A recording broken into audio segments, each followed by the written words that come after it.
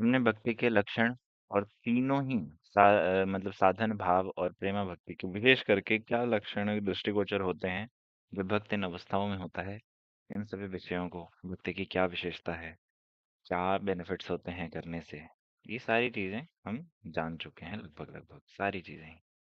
ठीक है। अब इसमें आप सबको ही लगभग लगभग एक मैं सार सार बात बोल रहा हूँ, उसको जरा सा सुन लेना। ठीक है। उससे ज्यादा विशेष में इसमें जानने की कोई बहुत ज्यादा आवश्यकता नहीं है कि जो साधन भक्ति है, कहते हैं कि साध्य भाव जिसके द्वारा भाव साधित होता है, प्रति इंद्रियां, जो भक्ति इंद्रियों द्वारा की जाती है, यहाँ कह रहे हैं ना कृति साध्या। ये श्लोक याद कर सकते हो, बहुत आवश्यक नहीं है, कितना ही याद करोगे। कह रहे हैं कृति साध्या, हमारी इंद्रियों द्वारा साधन करके जो भक्ति की जाए वो ही कहते हैं साध्य भावा साधन अभिधा। उसी को साधन अभिधा मतलब साधन नाम दिया गया है। अभिधा मतलब होता है नाम। ठीक है। कि ये नाम दिया गया है, साधन भक्ति नाम दिया गया है। ठीक है।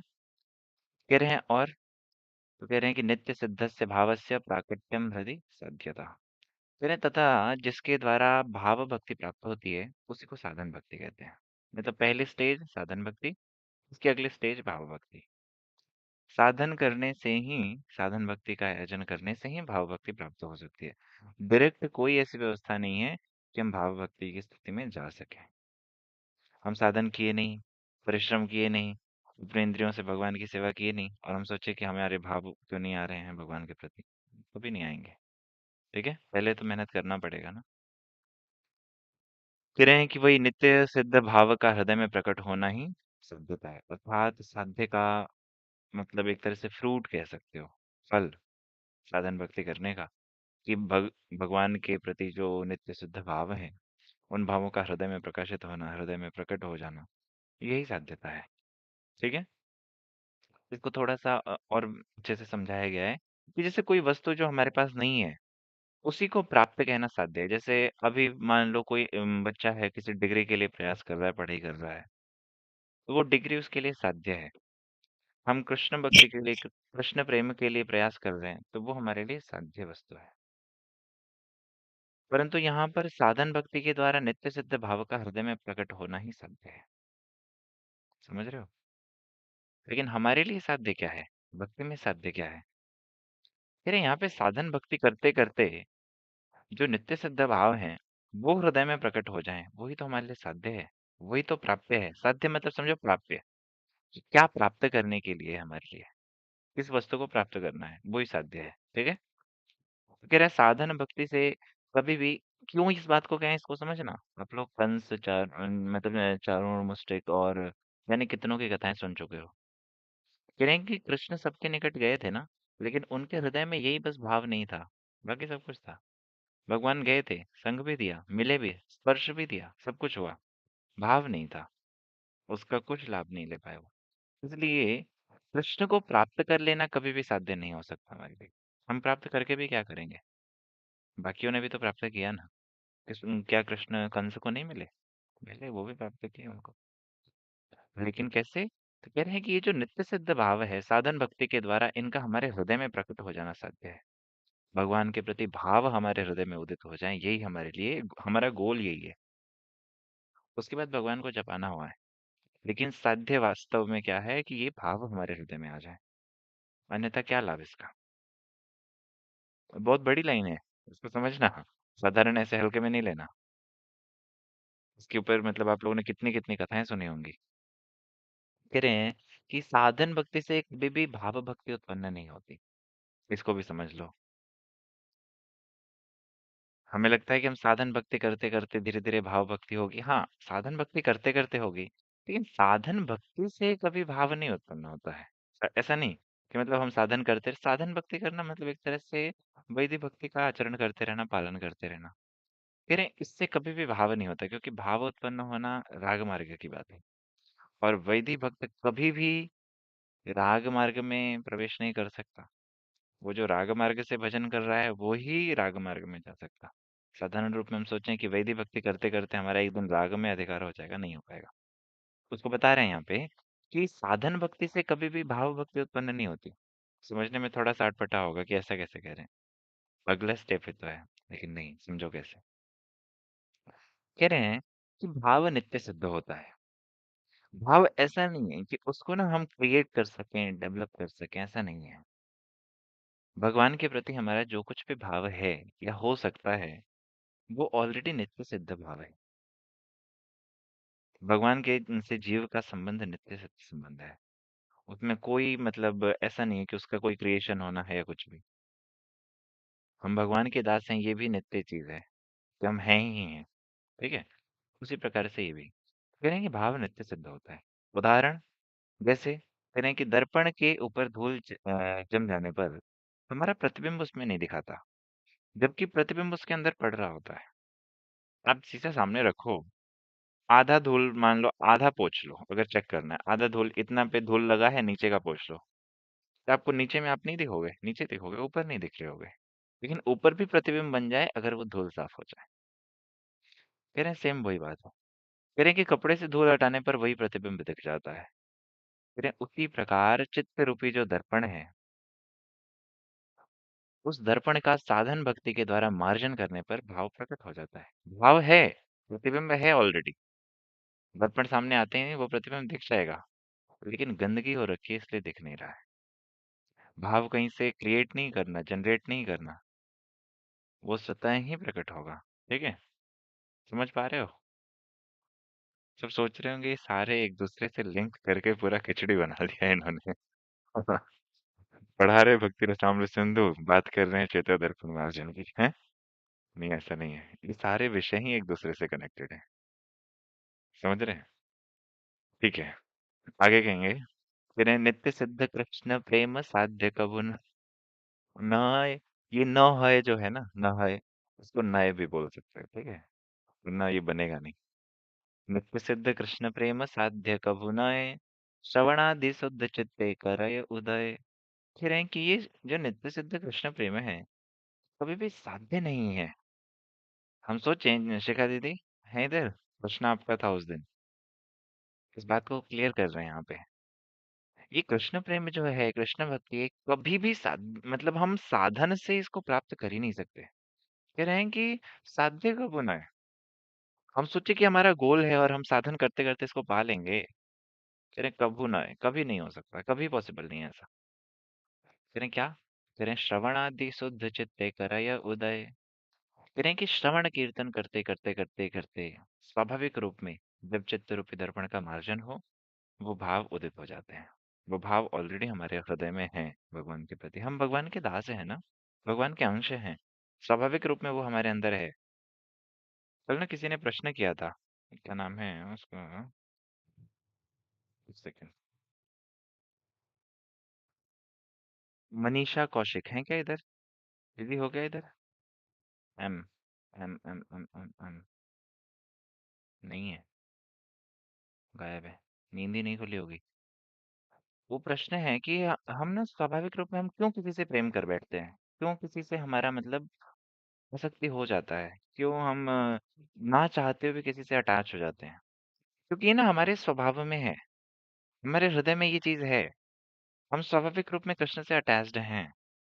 वो धूल जमने के कारण हमारे हृदय में अविद्या के कारण वो चीज हम समझ नहीं पा रहे हैं, देख नहीं पा रहे। यही कारण है कि हम जगत में हर जगह प्रेम ढूंढते हैं, लेकिन वो प्रेम वास्तव में कृष्ण से प्राप्त हो सकता है, लेकिन फिर भी हम ढूंढ रहे हैं, चारों तरफ ढूंढ रहे हैं, मिल नहीं रहा।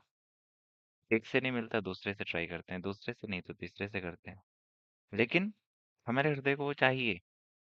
क्योंकि ऐसा समझो वो मैन्युफैक्चरिंग ही ऐसी है, भगवान ने बनाया ही ऐसा है। आत्मा जब तक परमात्मा के निकट नहीं है, तक ये शांत नहीं बैठेगी।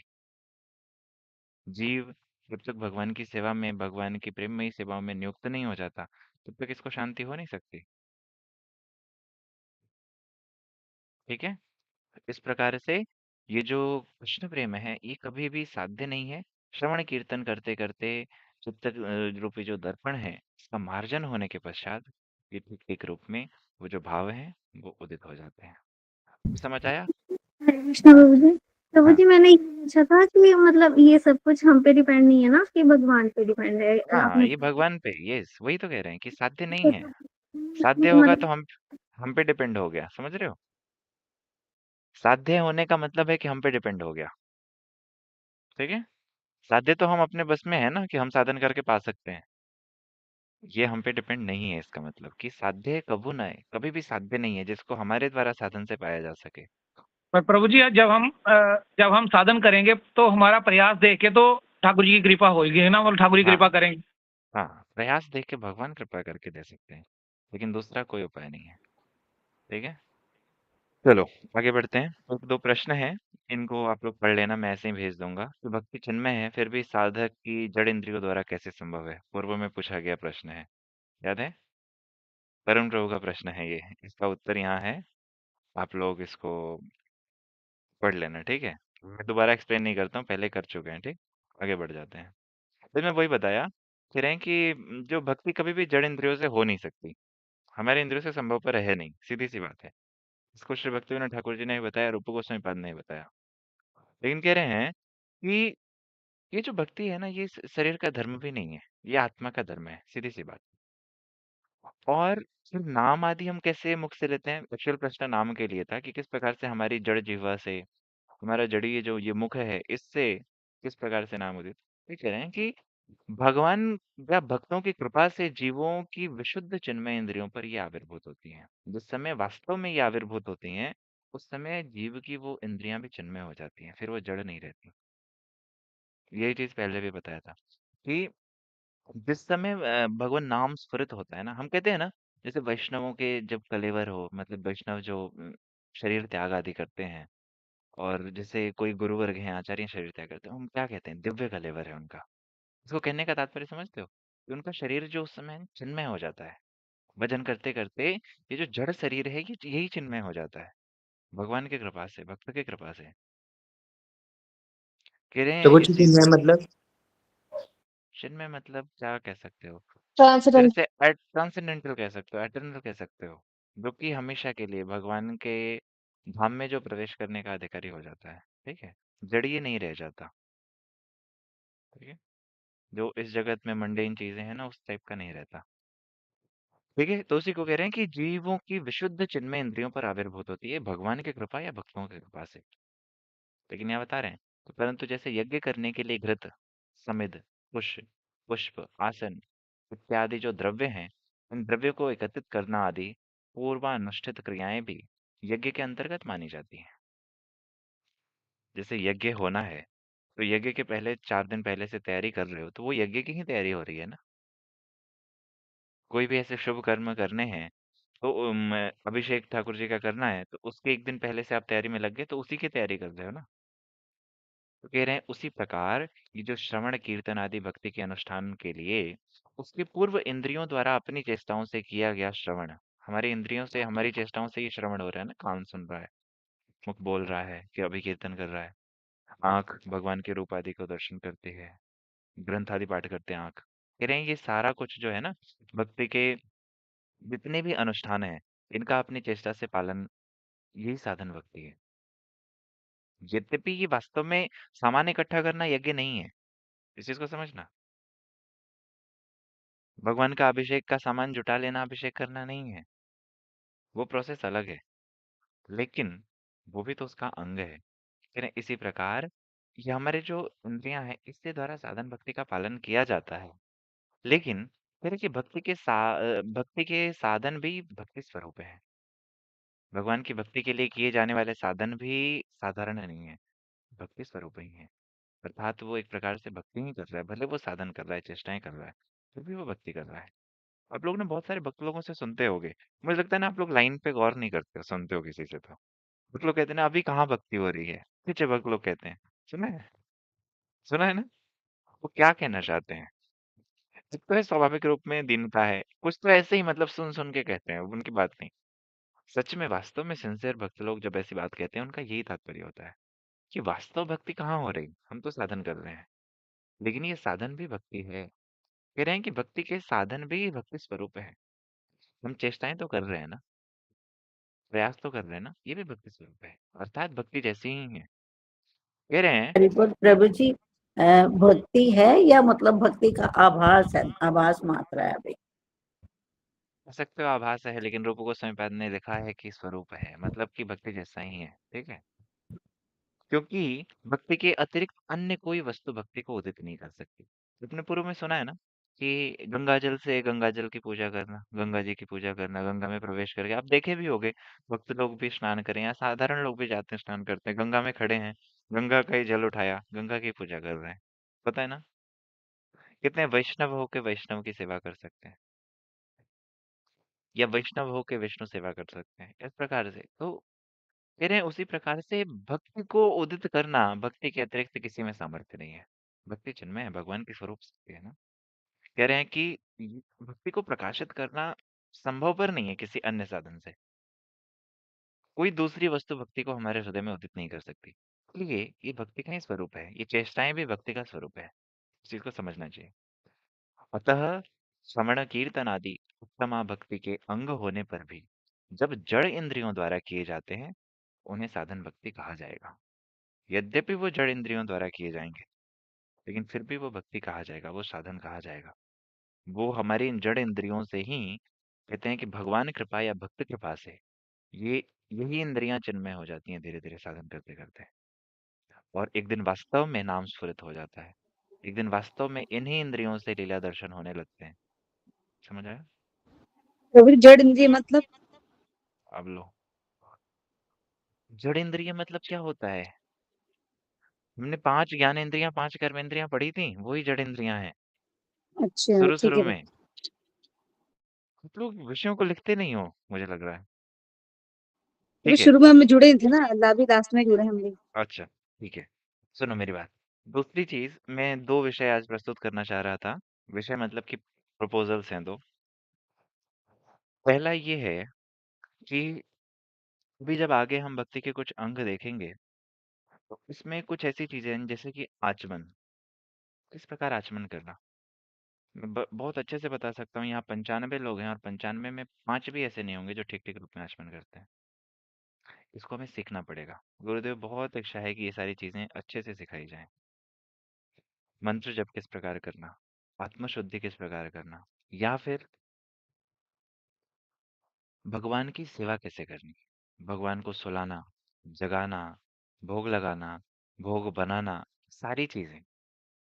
तो इसके लिए हम चाहते हैं कि फिजिकल सेशंस ज्यादा कारगर होंगे यहाँ ऑनलाइन से। ठीक है, ये बताओ कि कितने लोग फिजिकली, गुरुदेव जब नोएडा में रहेंगे उस टाइम में नोएडा में उपस्थित हो सकते हो? कितने लोग इधर से हो सकते हैं? जो नहीं हो पाएंगे उनके लिए मैं कुछ व्यवस्था सोचूंगा। कितने हो सकते हैं 1 दिन या 2 दिन के लिए? बस, बाकी 11 लोग उपस्थित हो सकते हो 95 में, जबकि इसमें 50 तो दिल्ली एनसीआर के हैं। मोबाइल छोड़ के कहीं और चले गए हैं ये लोग, लग रहा है सुनते सुनते। नहीं प्रभु जी, अगर मेरे हस्बैंड नहीं हुए तो मैं आ जाऊंगी, अगर वो हुए तो फिर मैं नहीं आ पाऊंगी। बाकी जो लोग उपस्थित हो सकते हो, अच्छी बात है। जो नहीं हो सकते उनके गुरु लिए जी थोड़ा। किस टाइम पे? हरे कृष्ण, हरे कृष्णा प्रभु जी। किस टाइम पे, कौन सा टाइम पे? जुलाई में, जुलाई में लगभग लगभग जुलाई में। अभी तो गुरुदेव इधर है नहीं, जुलाई में रहेंगे। उस टाइम में अगर आप में से कोई भी आना चाहे तो बताना, यहाँ रहने की व्यवस्था भी कर देंगे। जो भी आ सकते हैं बहुत अच्छा रहेगा। जो नहीं आ सकते देखूंगा, झूलन में ना संभव पर नहीं होगा, झूलन में पॉसिबल नहीं होगा कि हम आपको वहां पे लेकर के, इतना भीड़ भड़ाका, इतने लोग, और प्रोग्राम ऑलरेडी फिक्स हैं, सुबह कथा शाम कथा दर्शन, बहुत सारे वैष्णव लोग हैं वहां पे। आप खुद भी घर छोड़ के धाम में आए हो तो धाम दर्शन करोगे या ये सब सीखोगे? तो इसलिए झूलन में थोड़ा सा मुश्किल जैसा है, मेरे लिए नहीं है, आपके लिए हो सकता है। इसलिए मैं नहीं चाहता कि झूलन का आपका टाइम खराब करूं इसमें, क्योंकि भी टाइम खराब नहीं है बट फिर भी। तो इसलिए सोच रहा था कि पहले पहले ही आप ये चीजें सीख जाओ। देखूंगा जिनके लिए नहीं होगा फिर ऑनलाइन ही पॉसिबल होगा मुझे लगता है। ऑफलाइन यदि नहीं होता है तो ऑफलाइन में ये है ना कि एक्चुअल चीजें आप सामने सामने देख पाओगे। आप भी जो करोगे उसको हम देख पाएंगे, गलतियां पकड़ी जाएंगी। ठीक है, फिर ठीक ठीक रूप में किया जा सकता है। ये बेनिफिट है। प्रभु जी, प्रभु जी हरि नाम दिला दो ना ऑनलाइन। ऑनलाइन हरिनाम कैसे लेते हैं? हैं? ऑनलाइन हरिनाम लेते हैं? आकर के गुरु जी के निकट आओ, बैठो और फिर ये सब चीजें चल गई। अब आप ऐसा तो थोड़ी है विदेश में हो, आप कभी भी आ जाओ यहाँ पे, गुरु पूर्णिमा में गुरु जी से मिलने आ जाओ और हरिनाम ले लो, ठीक है? प्रभु ठीक जी है। मैं अकेले नहीं आ गुरुदेव सकती हूँ ना प्रभु जी, क्योंकि हस्बैंड छुट्टी में है नहीं, तो मैं सोच रही हूँ मुझे कोई ऑनलाइन चलो दिला दे। ठीक है, ये सारी चीजें पर्सनली बात करते हैं। हरे कृष्णा। इस क्लास में सबका समय नष्ट होगा। हाँ बोलो। हरे कृष्णा गुरु जी दे देते हैं हरि नाम, ऑनलाइन हरि नाम दे देते हैं गुरुदेव।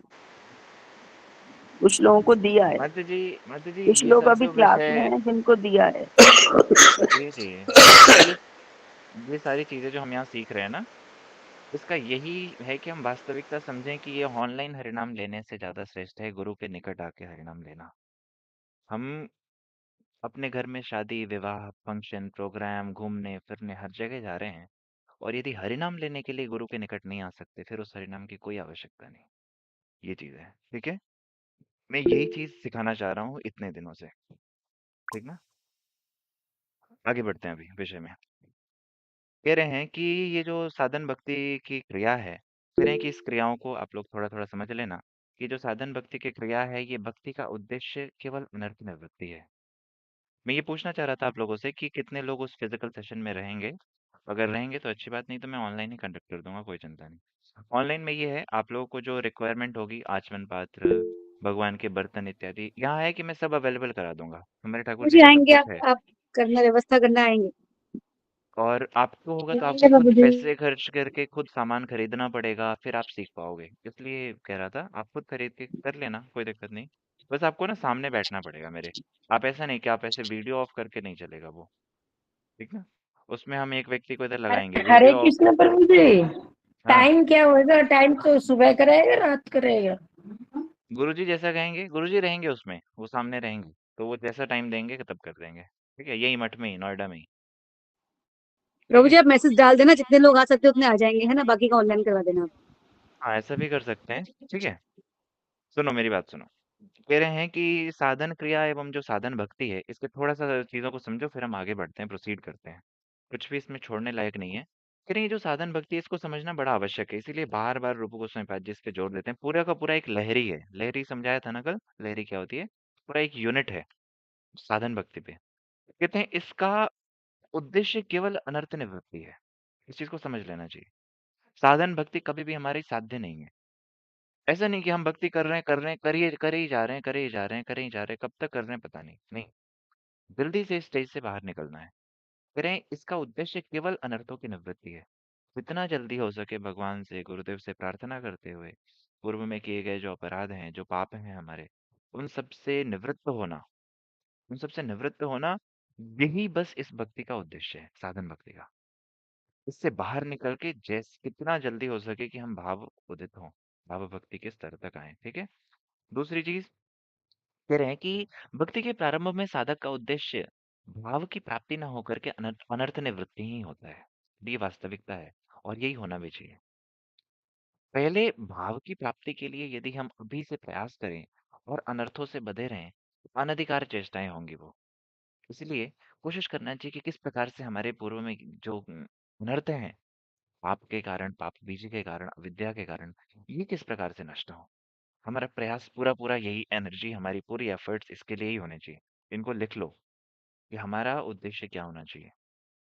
हमें बिल्कुल ध्यान देना चाहिए कि किस प्रकार से हमारे ये अनर्थ जाएं। कह रहे हैं अतः यह साधन क्रिया है, ये एक प्रोसेस है, ये जो साधन भक्ति एक प्रोसेस है। परंतु जब भक्ति करने का उद्देश्य हृदय में नित्य सिद्ध भाव को प्रकट करना होता है, तब उसे साधन भक्ति कहा जाता है। कह रहे ये प्रोसेस है भक्ति का, साधन। लेकिन जब ये उद्देश्य हो जाए कि किस प्रकार से ये अनर्थ अपराध खत्म हो और भाव उदित हो हमारे हृदय में, उसी को साधन भक्ति कहते हैं। कभी भी उद्देश्य को नहीं भूलना है, पर्पस नहीं भूलना है कि किस पर्पस से हम ये कर रहे हैं।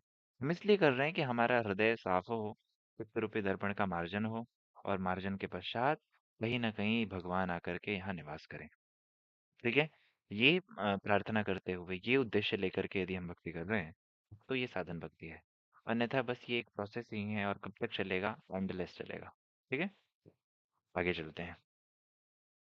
इसमें बताया गया ये साधक मतलब कोई प्रश्न इत्यादि हैं, जैसे कह रहे हैं कि जिसके हृदय में कृष्ण के प्रति भाव उदित हो चुका है तथा कृष्ण साक्षात्कार की योग्यता प्राप्त हो चुकी है, परंतु अभी अनर्थों का आभास शेष है। जैसे आप सभी हो, आप सभी बहुत अच्छा भक्ति कर रहे हो, सबके अंदर भगवान के प्रति कुछ ना कुछ जरूर भाव उदित है। भाव यदि नहीं होता तो आप लोग यहाँ सुबह अपनी नींद नहीं खराब कर रहे होते। और भी कितने लोग हैं जो नहीं जाग पाते हैं। आप लोग यदि सुबह 5 बजे से यहाँ बैठ रहे हो, मतलब कुछ ना कुछ भाव आपके हृदय में भगवान के प्रति है। कह रहे हैं कृष्ण साक्षात्कार की योग्यता भी प्राप्त है, अर्थात कहीं ना कहीं से आप भगवत भक्ति करने की योग्यता है, एलिजिबिलिटी है आपकी। कह रहे हैं लेकिन अनर्थों का आभास शेष है। ये तो थोड़े उत्तम भक्तों के लिए कह रहे हैं। अभी मान लो हमारे लिए कह सकते हो कि अनर्थों का आभास नहीं, अभी अनर्थों का पूरा पहाड़ बचा हुआ है, ऐसा समझ लो। कह रहे हैं इसका उदाहरण जैसे भरत महाराज जी हैं, बिल्व मंगल ठाकुर है, इनको भी कुछ कुछ अनर्थ थे। ये साधन द्वारा धीरे धीरे जाके सिद्ध हुए ये लोग, ये नित्य सिद्ध लोग नहीं है। उसी प्रकार हमारी स्थिति भी है कि साधन करते करते करते करते हम एक समय सिद्धि की अवस्था तक जा सकते हैं। ठीक है, आगे बढ़ते हैं। इसमें एक बहुत सुंदर प्रश्न है, इसको भी हम कर चुके हैं। कह रहे हैं कि क्या वैर, द्वेष, भय आदि से कृष्ण में मन लगाना भी भक्ति है? जैसे कंस ने लगाया, कंस ने कैसे लगाया? द्वेष से लगाया। हमने एक चीज सीखा था, काम, क्रोध, लोभ, मोह सबसे भक्ति किया जा सकता है, ये सब भक्ति में लगाया जा सकता है। बस ये जो वैर है, ईर्ष्या है, द्वेष है, इससे कृष्ण भक्ति नहीं किया जा सकता है। याद है उपदेशामृत पहला श्लोक? याद है सबको? जी प्रभु जी। कीर्तन में किया था।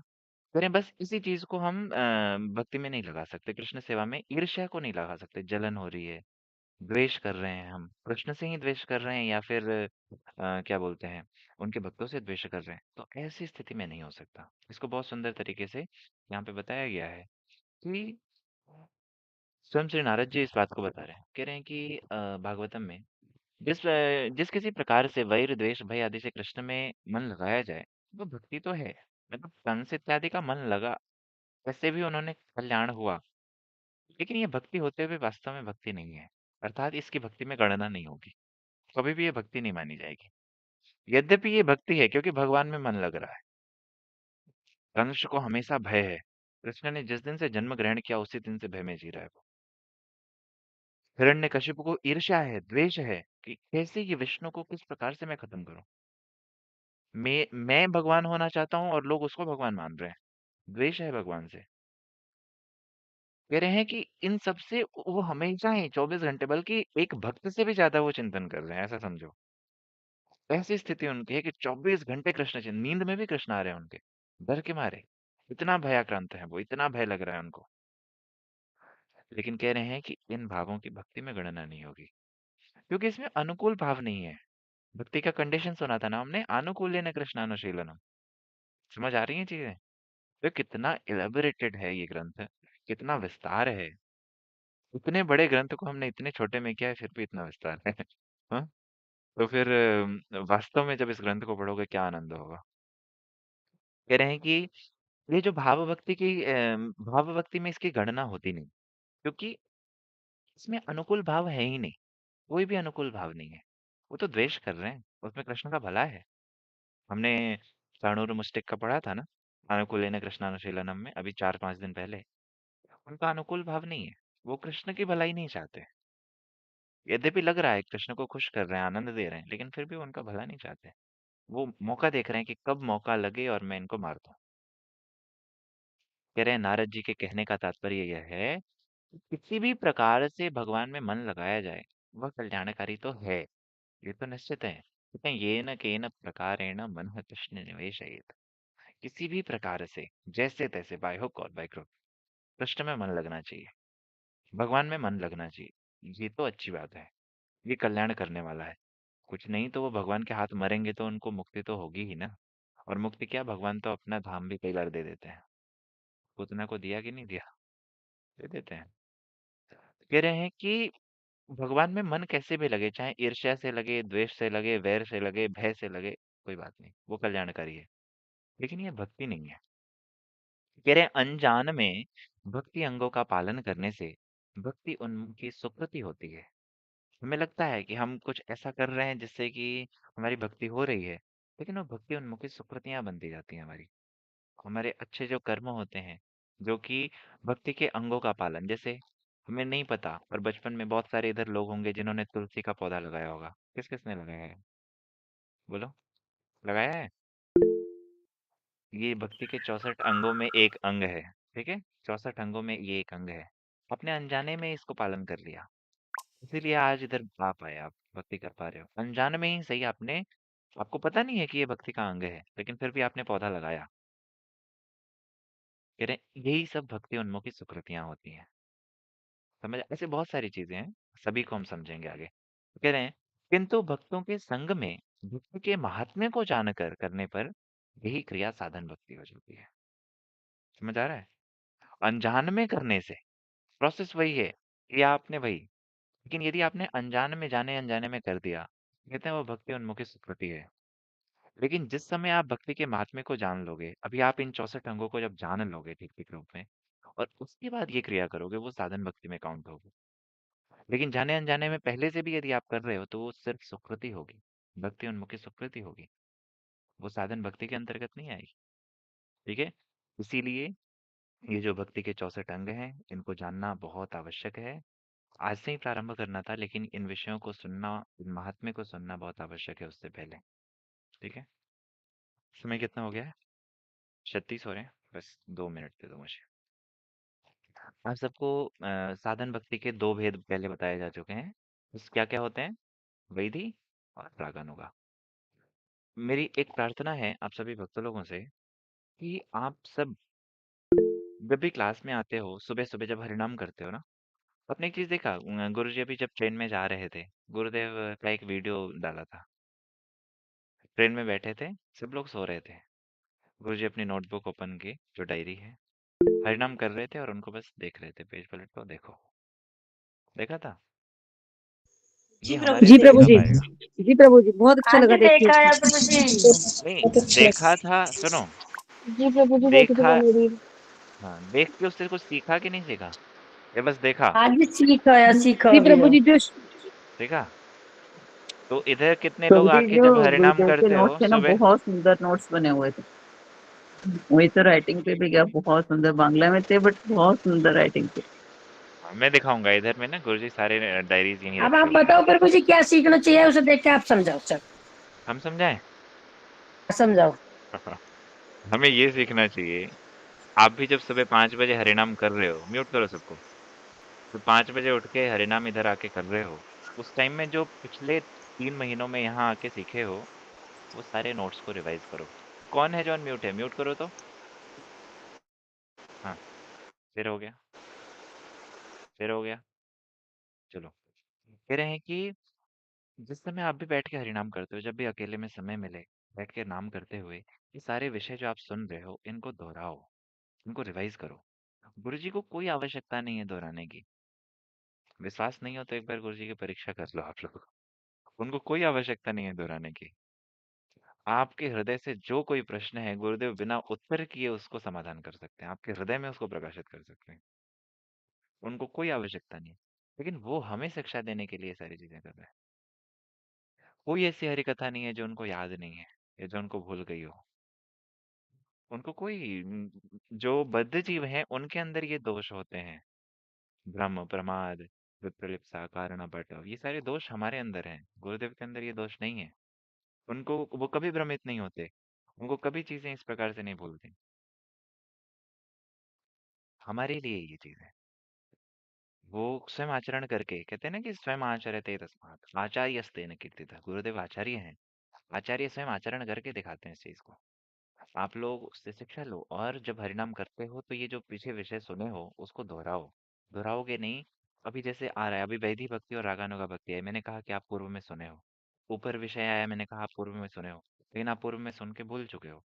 उसका कुछ लाभ होगा आज सुनने का? आपको नहीं होगा, क्योंकि आपने पूर्व में सुन के भूल गए। अब आज मैं जो बोलूंगा उसका कोई लाभ नहीं होगा, आपका समय बस नष्ट होगा।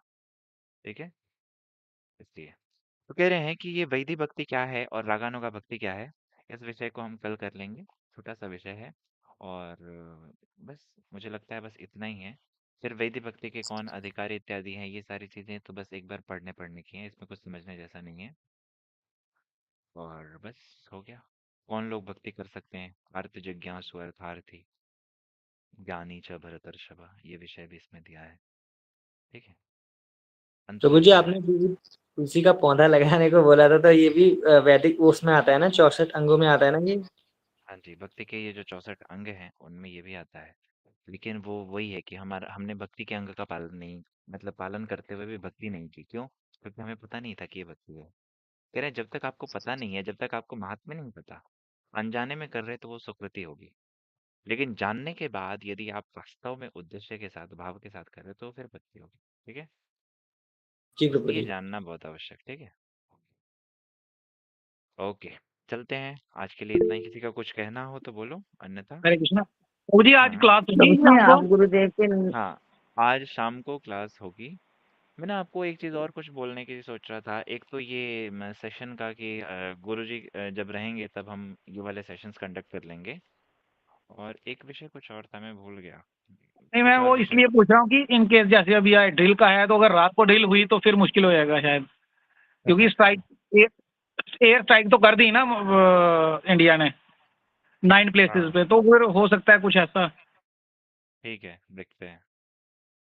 कोई चिंता नहीं, ठीक ना, देख लेंगे। हरे कृष्ण प्रभु जी हाँ, कह रहे पाकिस्तान में युद्ध छिड़ गया तो मुझे बहुत डर लग रहा है। डर लग रहा है? हरिनाम करो। हरिनाम करते करते बढ़िया तो है। अभी तो पता है कि युद्ध छिड़ा है, कुछ भी हो सकता है। अच्छे से हरिनाम करो। हरिनाम करते करते यदि चले भी गए तो बढ़िया रहेगा। हरे अच्छे कृष्णा से प्रभु जी। हरे हरे कृष्ण कृष्णा। प्रभु जी। हाँ, हरे कृष्णा प्रभु जी। जी जी बोलो। प्रभु जी, जैसे वो प्रभु दीदी जी जिस समय क्लास होती है तो उस समय तो लिखना मुश्किल है, मगर यूट्यूब से ये फायदा है कि बीच में रोक रोक के लिख सकते हैं, जहाँ जहाँ रह जाता है। हरे कृष्णा। ठीक है, हाँ बोलो बोलो बोलो हरे बोलो। कृष्णा प्रभु जी, जैसे दीदी कह रही है ना कि मेरे को हरि नाम दिला दीजिए ऑनलाइन, तो दीदी वो प्रभु जी ऐसे ही मेरे साथ सीधी थी, मैं जा नहीं सकती थी, तो प्रभु जी ने मेरे को ऑस्ट्रेलिया से ना ऑनलाइन दे दिया था। तो प्रभु जी मेरे अंदर इतनी वो हुई है प्रभु की, मतलब गुरुदेव की कृपा, 15 दिन में तो मेरा हरिनाम गुरुदेव के हाथ से हो गया था, गुरु पूर्णिमा पर। और दीदी प्रभु जी इस पे झूलन पे मेरा हो गया था गोपाल मंद, और नवदीप धाम में मेरा हो गया वो। तो यदि है ना आप इनको दिला दोगे ना, इनके इतना जल्दी हो जाएगा, क्योंकि इनके अंदर आगे और वो बढ़ेगी भी। प्रभु जी, मैं कहना चाह रही हूँ। प्रभु जी दिला दो ना, हरे कृष्ण प्रभु बहुत जी दोनों उत्साह प्रणाम। हो रहा मुझे। ठीक है, आप गुरु जी कभी होंगे। देखो सुनो मेरी बात को, एक चीज पर समझो। गुरुदेव जो हरिनाम बोल रहे हैं, एक चीज समझना। शिष्य यदि वास्तव में किसी को गुरु रूप में ग्रहण कर लेना, तो वो वास्तव में गुरु हो जाते हैं। इस चीज को समझना। गुरु जी आपको हरिनाम दे दें, दीक्षा दे दें, और दीक्षा देने के बाद, हरिनाम देने के बाद, आप उनको अभी तक गुरु रूप में वास्तव में एक्सेप्ट नहीं कर पाए हो, वास्तव में आपने अपने हृदय में उनको स्थापित नहीं कर पाया, तो कोई लाभ नहीं। लेकिन आपने किया है। दूसरी चीज देखो, जो नाम गुरुजी बोल रहे हैं ना, जैसे हरि कथा करते हैं, मैं एक पर्पस आपको कराऊंगा, ऐसा नहीं है कि नहीं कराऊंगा, लेकिन आपको एक चीज समझा रहा हूँ कि समझो क्या है। जैसे गुरुजी जब भी हरि कथा करते हैं, बोलते हैं ना, हरे कृष्ण कृष्ण कृष्ण हरे हरे, हरे राम राम राम हरे हरे। उसी क्षण वहां बैठे हुए पंडाल में हजारों लोगों का हरिनाम उसी क्षण हो जाता है, क्योंकि गुरुजी के मुख से वो शुद्ध नाम निकल रहा है। लेकिन हम मूर्ख लोग हैं जिनको ये लगता है कि गुरुजी बिठा के और पर्सनली यदि हम एक नाम देंगे तो वो नाम होगा। नहीं, गुरुजी के मुख से शुद्ध नाम निकल रहा है हमेशा, हर क्षण वो शुद्ध नाम निकल रहा है।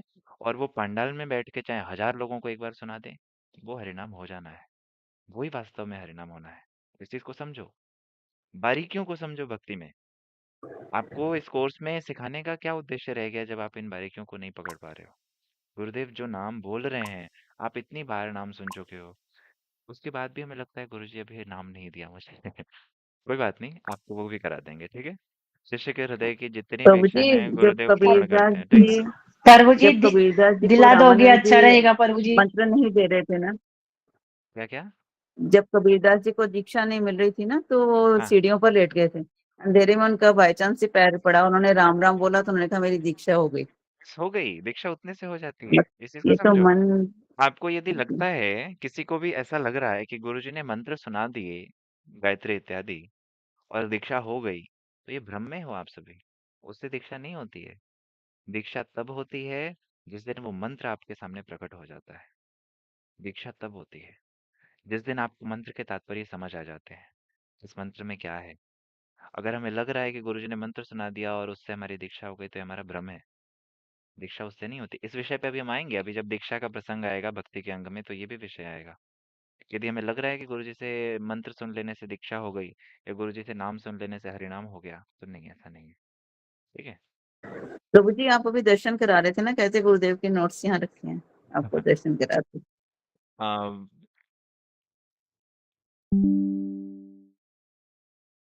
हम्म, बहुत सारे हैं, कितने कराऊं?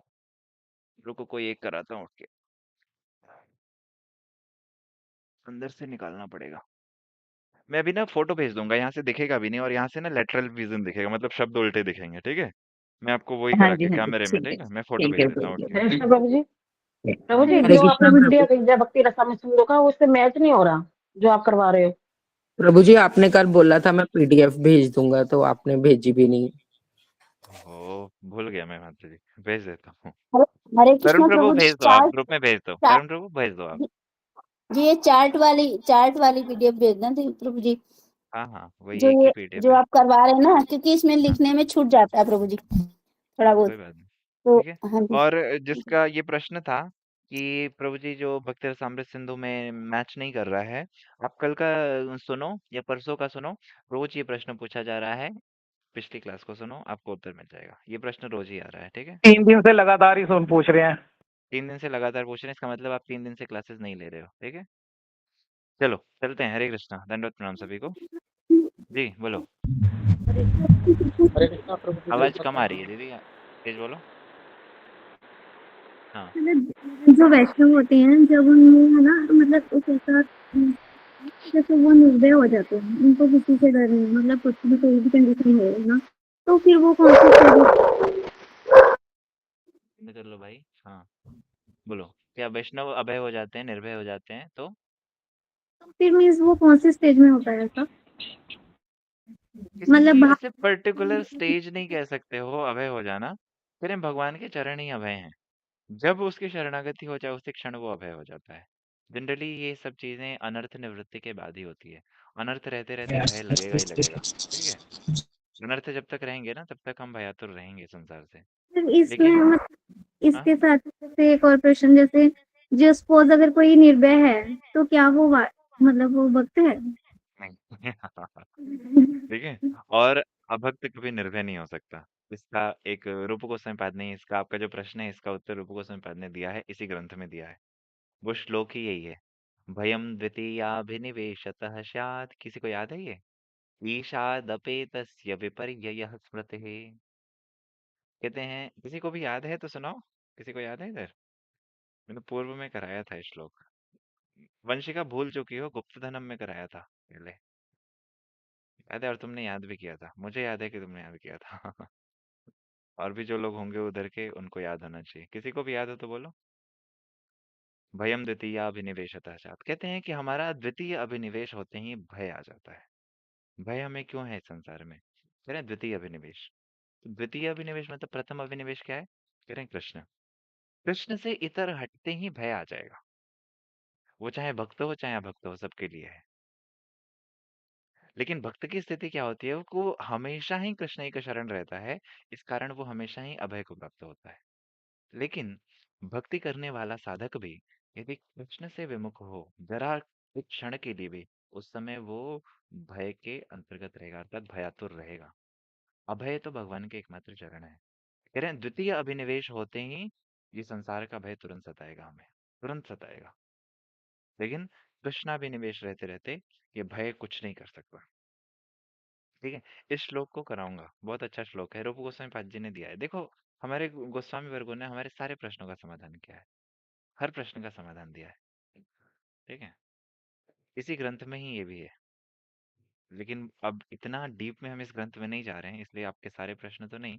लेकिन अगर ऐसे आप लोग सिंसियर क्वेश्चंस पूछोगे तो मुझे लगता है सारे क्वेश्चंस आपको अकेले इस भक्ति रसामृत सिंधु में मिल जाएंगे।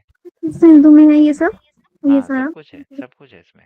और जो एक और है भक्ति रसामृत सिंधु बिंदु, मीन्स वो वो अलग है? छोटा पार्ट उस गुरुजी ने उसको शॉर्ट में प्रकाशित किया है ना, वो उसी का शॉर्ट वर्जन है, मिनी पॉकेट कॉपी ऐसा समझो। ठीक है, लेकिन उसमें ये श्लोक शायद नहीं है, भक्त रसामृत सिंधु बिंदु में। तो गुरुजन शॉर्ट में क्या है ना, अब 2000 पन्ने की 4000 पन्ने की किताब को 100 पन्ने में करना कितना ही दे पाओगे? वही बात है। हाँ जी प्रभु जी, उसमें नहीं है ये वाले जो उसमें नहीं आपको होगा, ये करवा रहे श्लोक उसमें नहीं होगा, ठीक है, कोई चिंता हाँ, नहीं। मैं नोएडा से लेके आई थी तो उसमें है ठीक है, नहीं सारे कुछ। ठीक है, आप लोग पूछ लेना, ये वाला प्रश्न ना पूछ लेना, इस श्लोक को मुझे याद दिला देना, भक्ति अंगों में जाने से पहले मैं करा दूंगा इसको, ठीक है। अच्छा प्रश्न है ये हमें पता होना चाहिए, आवश्यक है। और जो लोग श्लोक नहीं रिवाइज कर रहे हैं और भूल रहे हैं, जैसे कि वंशिका, तो वो लोग रिवाइज करो। मुझे लगता है आप लोग को बहुत कुछ याद था और भूल रहे हो, ठीक है। मेन बात है, आपने ये 4 साल पहले याद किया था, आज के 4 साल पहले किया था। 4 साल में चीजें भूली जाती हैं। कोई बात नहीं, चलते हैं, आज के लिए इतना ही। हरे कृष्णा। कल मिलेंगे, सॉरी, शाम को मिलेंगे, हरे समय से सभी आ कृष्णा। जाना। हरे शाम को कृष्णा समय से प्रभु जी। आना। हरे कृष्णा, ये श्लोक भी भेज देना। हरे कृष्णा प्रभु जी। हाँ, हरे ठीक है, कृष्ण वैसे तो प्रभु जी, नहीं दंडवत किया होगा, प्रणाम। शाम को सभी समय से आ जाना, ठीक ना। अरे प्रभु जी की भी तो सुन लिया करो, हरे कृष्णा। हरे कृष्णा। हाँ, सुनो मेरी बात, मैं कह रहा हूँ शाम को समय से आ जाना सभी, प्रभु जी रहेंगे। प्रतिदिन 10-20 लोग मैसेज करते हैं, प्रभु जी हम ज्वाइन नहीं कर पा रहे हैं, और आप रेगुलर लोग हो और बाहर के लोग आके ज्वाइन कर लेते हैं। प्रभु जी की जो कथा सुनते हैं वो लोग आके ज्वाइन कर लेते हैं, आप लोग रह जाते हो, क्योंकि आपको मेरे से आदत बनी हुई है ना कि कथा मैं शुरू कर दूंगा, उसके 10 मिनट बाद आओगे। और वो लोग सिंसियर हैं, वो पहले आके बैठ जाते हैं और आप एंट्री नहीं कर पाते, इसलिए समय से आ जाना, ठीक ना। और क्या कुछ कह रहे थे कोई? हरे कृष्णा प्रभु जी। प्रभु जी, मेरा एक क्वेश्चन है, मतलब किसी को हरि नाम दिलाने के बाद में अगर वो हरि नाम नहीं करता है, क्या उसके मतलब जो पाप है वो क्या हमको लगता है? अनधिकारी को दिलाना भी नहीं चाहिए, क्यों दिलाना है? यही चीज सोच रहा हूँ ना कि हरिनाम जो है ना, ये दीक्षा हरिनाम ये सब ना जबरदस्ती की चीज नहीं है। वो जब तक गुरु में निष्ठा नहीं है, गुरुदेव के प्रति कुछ जानता नहीं है, तब तक उसको बोलो ऐसे ही भगवान का नाम करो। जिस दिन लगता है कि ये कुछ भी हो जाए गुरुदेव को नहीं छोड़ेगा, जिस दिन ये बात पक्की हो जाए कि हाँ अब ये गुरु को नहीं छोड़ेगा, तब जाके उसको हरिनाम दिलाओ। क्योंकि एक वैष्णव मर्यादा होती है, जान लो सभी। गुरु से हरिनाम ग्रहण करने के बाद उन गुरु के जगत में उपस्थित रहते रहते दूसरे गुरु से दीक्षा ना लेना अच्छी बात है, अगर वो उपस्थित हैं और वास्तव में एक सदगुरु हैं। इसे तो समझना चाहिए। इसलिए कोशिश करो कि जब गुरु में फर्म डिटर्मिनेशन हो जाए, जैसे मैं बहुत सारे भक्त लोगों को देखता हूँ, हरिनाम किसी और महाराज जी से ले लिया, गोपाल मंत्र दूसरे से ले लिया, फिर दीक्षा तीसरे से ले ली। अब उसकी गुरु के एक स्वरूप में फिक्स डिटर्मिनेशन हो ही नहीं पाएगी कभी। दूसरा, जल्दीबाजी में दीक्षा ले लिया और बाद में कुछ चीजें पता चली कि यहाँ तो नहीं लेना चाहिए था, कुछ दिक्कत है, कुछ समस्या है। अब कभी भी फर्म डिटर्मिनेशन नहीं हो पाएगी, इसलिए ना ये चीज बड़े सावधानी की है, बहुत सोच समझ के करने की चीज है। ये साधारण सी चीज नहीं है, इसको बहुत सोच समझ के करने की चीज है। इसीलिए मैं बार बार कह रहा हूँ, इधर कोई भी जल्दीबाजी कर रहा है कि हरि नाम लेना है, दीक्षा लेना, कोई आवश्यकता नहीं। मुझे पता है, मुझे विश्वास है कि मैं जो विषयों को सुना रहा हूँ और आप यदि ठीक ठीक सुन रहे हो, तो निष्ठा तो गुरुजी में आपकी होके रहेगी, ये मुझे विश्वास है इसका। हरे कृष्ण प्रभु जी, फिर मैंने तो लिया नहीं है तो मेरा माना जाएगा नहीं फिर क्यों नहीं माना जाएगा? बिल्कुल माना जाएगा, हाँ, ठीक है। बाकी जब गुरुजी मिलते हैं तो मैं आपका हरिनाम करा दूंगा, ठीक है। और कभी अगर जी संभव गुरु पर जी। हो तो आ जाना, धाम में आ जाना या इधर नोएडा में आ जाना, कभी भी जब समय होगा आ जाना, ठीक है। यहाँ से तो धाम भी दूर प्रभु नहीं है, 1.5-2 घंटे लगते हैं। हाँ, प्रभु जी, मैं तो परसों मतलब दिल्ली पहुंचूंगी, तो फिर उस टाइम में है मेरे को कहाँ मिलेंगे गुरुजी गुरु नहीं जी? है, गुरुजी तो उड़ीसा में है, अब तो दिल्ली में नहीं है ना, दिल्ली में थे परसों चौथे रोज तक थे। कोई बात नहीं, आप हरिनाम करो, ऐसे ही हरिनाम करो, कथाओं को सुनते रहो, ठीक है, कोई चिंता नहीं।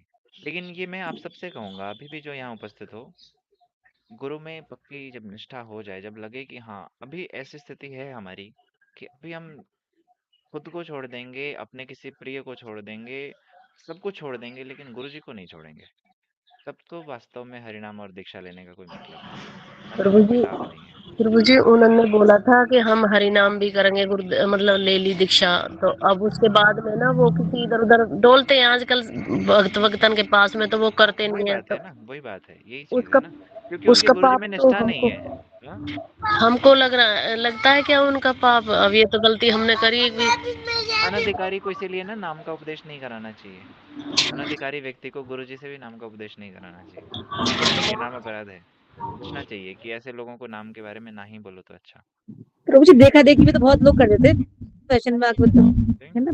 इसलिए इस चीज से बचना चाहिए। अब ये सारे तत्वों को आप समझोगे, जब इन सब विषयों को सुनोगे, भक्ति के अंगों को जानोगे, तब तो ये चीज समझ आएगी ना। प्रभु जी मेरा एक क्वेश्चन और है, मतलब जैसे भागवत चल रही है मेरे मायके में, तो मैं अपने ठाकुर जी को और किशोरी जी को ले जा सकती हूँ साथ में?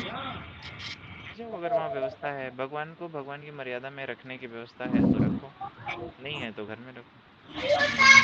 ठीक है। होता क्या है कि अभी है ना, हमारी स्थिति ऐसी होती है, हमें शौच और शौच कुछ पता नहीं है। साथ में बच्चा खा रहा है, बच्चे का नाक बह गया, हमने पोंछ दिया, उसी हाथ से ठाकुर जी को पकड़ लिया। नहीं प्रभु जी, समझ रहे हो? नहीं, वैसे तो सब सुविधा है अपनी बच्चा भी। चिप्स खा रहा है, चिप्स का पैकेट उसे छीन के पैक करके रख दिया, उसी हाथ से फिर ठाकुर जी को पकड़ लिया। ये सब ना थोड़ी जो मर्यादाएं हैं, भगवान को भगवान की तरह ही रखना ज्यादा अच्छा है। बस और कोई बात नहीं है, बाकी आप कहीं भी ले जाओ, कुछ भी करो, उससे कोई दोष नहीं है। बस यही है कि भगवान को भगवान जैसे ही रखो, बाकी और कोई बात नहीं। ठीक है? ठीक है प्रभु जी, हरे हरे कृष्ण। कृष्ण। चलते हैं, अब बहुत समय हो गया। ठीक है? जिसका प्रश्न होगा पर्सनली पूछ लिया करो। सारे प्रश्न यहाँ पे करने से बहुत सारा समय नष्ट होता है विषय का। विषय ज़्यादा यहाँ कवर हो सकता है और प्रभु जी प्रश्न पर्सनली भी पूछे जा सकते हैं, ठीक यहाँ है? पे अगर आपके प्रश्न जिनके पूछ अच्छे प्रश्न होंगे ना, जिनके अच्छे प्रश्न होंगे, उनको सबके लाभ के लिए हम ग्रुप में भी डाल देते हैं। आप यदि कुछ अच्छी बात कहोगे, हम ग्रुप में डाल देंगे। लेकिन आप यहाँ पे प्रश्न कम, पर्सनली मैसेज करके प्रश्न पूछ लो। वहां से आपके प्रश्न यदि लगता है कि ये सबको जानने होंगे, तो हम आपका प्रश्न भी और अपना उत्तर भी ग्रुप में डाल देंगे। इससे यहाँ पे अधिक से अधिक विषय हम कवर कर सकते हैं। ठीक है? चलते हैं। हरे कृष्णा, दंडवत प्रणाम सभी को। क्षमा हरे करना, हरे कृष्णा मैंने ना कृष्ण, गुरुदेव एक दो धन्यवाद। भक्त लोगों को हरे आज कुछ कृष्ण बोल प्रभु दिया, जी, दंडवत लेकिन वो प्रणाम। बोलना आवश्यक था। ठीक है? हरिनाम के विषय में और दूसरा दीक्षा आदि के विषय में किसी को मैंने थोड़ा मूर्ति आएगी। तेज शब्दों में बोल दिया, अब सबसे क्षमा मांगता हूँ। लेकिन वो आवश्यक है, उसको बोले बिना